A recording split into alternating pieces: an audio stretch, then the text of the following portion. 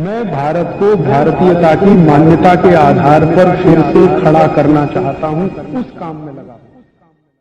Fair and lovely नहीं लगाना पड़ेगा, वो हजारों करोड़ का खर्चा बचेगा। लोग फेयर एंड लवली लगा लगा के परेशान है, कहते हैं इससे गोरापन आता है। मैंने एक भैंस को 4 साल लगा के देख लिया, वो अभी भी काली की काली है।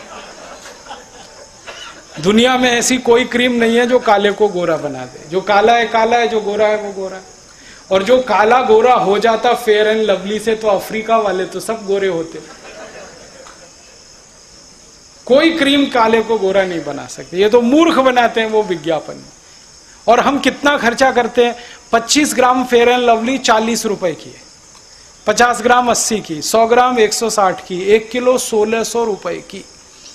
अब 1600 रुपए किलो की क्रीम लगाते हैं, 400 रुपए किलो बादाम नहीं खाते। क्या मूर्खता है। बंद करो ये cream, powder, lipstick, nail polish सब बंद कर दो, फालतू का बहुत खर्चा बचेगा। फिर आप कहेंगे जी सुंदरता नहीं आएगी। सुंदरता गुण, कर्म और स्वभाव से आती है, क्रीम, पाउडर, लिपस्टिक से नहीं आती। जिसके गुण अच्छे हैं, कर्म अच्छे हैं, स्वभाव अच्छा है, वो सबसे ज्यादा सुंदर है। ये हमेशा याद रखो आप। और हम किसी को भी याद करते हैं ना, तो गुण, कर्म, स्वभाव पर याद करते हैं, सुंदरता से किसी को याद नहीं किया जाता इस देश में। हम झांसी रानी लक्ष्मीबाई को याद करते हैं इसलिए कि बहुत गोरी थी, या कित्तूर चन्नम्मा को इसलिए याद करते हैं कि बड़ी गोरी थी, सुंदर थी। नहीं, उसने काम ऐसा किया देश के लिए, इसलिए याद करते हैं। कर्म किया, गुण उसमें ऐसे थे, तो गुण याद रखे जाते हैं, कर्म याद रखा है। कभी कोई आदमी मरता है ना, तो ऐसे कोई याद नहीं करता, ओ मर गया, कितना गोरा था बेचारा, मर गया। कोई याद नहीं करता। हमेशा याद करते हैं, ओ कितना गुणी था, देशभक्त था, राष्ट्रभक्त था, धर्म प्रेमी था, मर गया, ऐसे याद करते। गुण याद होते हैं, कर्म याद होते हैं, स्वभाव याद होता है। सुंदरता याद नहीं रहती, क्योंकि सुंदरता क्षणिक है, नश्वर है, हमेशा नहीं रहती। क्यों फंस गए इसमें फिर क्रीम, पाउडर, लिपस्टिक? हम तो हिंदुस्तानी लोग कहते हैं आत्मा की सुंदरता की बात है, शरीर में कहां फंसे। तो ये थोड़ा आप बदलने की कोशिश करो, बहुत देश का धन बचेगा। मैंने एक दिन छोटे छोटे ये हिसाब निकाले, तो पता चला कि 2,32,000 करोड़ रुपए हम बचा सकते हैं अगर जिंदगी में एक सूत्र पालन करें, सिंपल लिविंग, हाई थिंकिंग।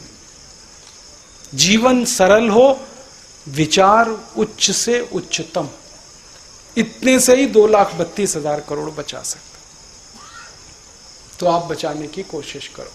अगर आपकी जिंदगी एक जोड़े जूते में चलती है तो दूसरा मत खरीदो तब तक जब तक वो फटे नहीं। एक जोड़े चप्पल में जिंदगी चलती है तब तक मत खरीदो जब तक वो फटे नहीं। 2 शर्ट 2 पैंट जब तक चल रहे हैं तब तक दूसरा मत बनवाओ जब तक पहला फटे नहीं। इस तरह का सोचना अगर हम शुरू कर दें, भगवान ने हमें गरीब नहीं बनाया, लेकिन हम गरीबी को समझकर, सोचकर अपने जीवन में धारण करें, ताकि 84 करोड़ हमारे गरीब अमीर हो जाएं, समृद्धशाली हो जाएं, वैभवशाली हो जाएं। हमें उनके लिए ये सोचना है। आप बस अपने जीवन में करो। और भारत का हर महान व्यक्ति यही किया।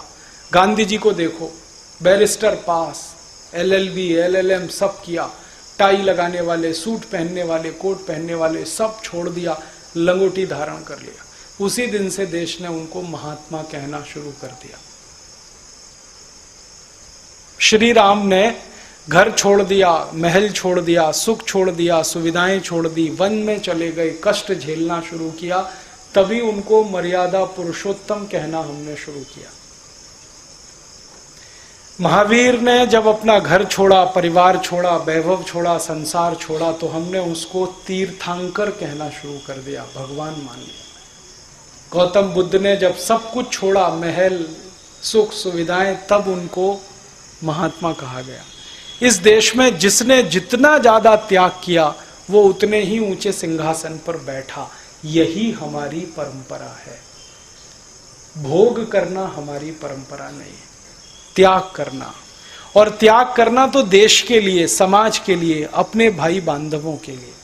ये सोचकर अगर हम अपने जीवन को फिर से रीडिजाइन करें तो बहुत लाभ इस देश को होता है। और एक छोटी सी बात और, कि आप कुछ अपने जीवन में ऐसा करो, खर्चा और कम हो सकता, बीमार पड़ना बंद कर दो, बहुत खर्चा बचेगा। हर साल हम 6.5 लाख करोड़ रुपए खर्च करते हैं बीमारियों के इलाज पर, और इलाज नहीं हो पाता। कोई बीमारी ठीक नहीं हो रही, ना ब्लड प्रेशर ठीक हो रहा है, ना डायबिटीज ठीक हो रही है, ना हार्ट अटैक, ना कार्डियक अरेस्ट, ना ब्रेन हेमरेज, एक भी बीमारी ठीक नहीं हो रही। 6.5 लाख करोड़ खर्च कर रहे हैं हर साल। तो रास्ता क्या है? बीमार पड़ना बंद करो, तभी बीमारी ठीक होगी। बीमार पड़कर इलाज करें और पैसा खर्च करें, ये तो मूर्खता है। बीमारी ना पड़े तो क्या करें? थोड़ा योग कर लो, थोड़ा प्राणायाम कर लो। स्वामी रामदेव जी रोज सवेरे फोकट में सिखाते हैं 5 से 7:30 आस्था चैनल पे। कोई पैसा नहीं लगता, कोई फीस नहीं लगता, शुरू करो, चालू हो जाओ। थोड़ा भस्त्रिका कर लिया, थोड़ा कपालभाति कर लिया, थोड़ा अनुलोम विलोम कर लिया, थोड़ा उद्गीत कर लिया, थोड़ा प्रणव कर लिया। 6-7 प्राणायाम वो बताते हैं, वो आप ध्यान से कर लो। आधा पौना घंटे ही रोज कर लो, तो आपका ब्लड प्रेशर, आपका डायबिटीज, आपका अर्थराइटिस, ऐसी 20 नहीं 50 नहीं सैकड़ों बीमारियों से आप बचेंगे। और दूसरों को करवा दो।